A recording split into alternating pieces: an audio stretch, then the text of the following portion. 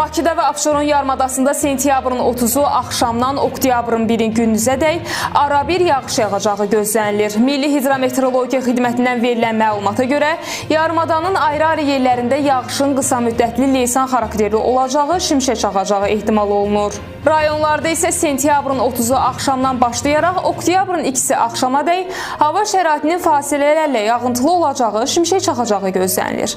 Ayrı-ayrı yerlərdə yağıntıların leysan xarakterli intensiv olacağı, dolu düşəcəyi, dağlıq ərazilərdə qara keçəcəyi ehtimalı var. Bakıda və Abşeron yarımadasında sentyabrın 30-u axşamdan oktyabrın 1-i gündüzədək arabir yağış yağacağı gözlənilir. Milli Hidrometeorologiya Xidmətindən verilən məlumata görə yarımadanın ayrı-ayrı yerlərində yağışın qısa müddətli leysan xarakterli olacağı, şimşək çaxacağı ehtimal olunur.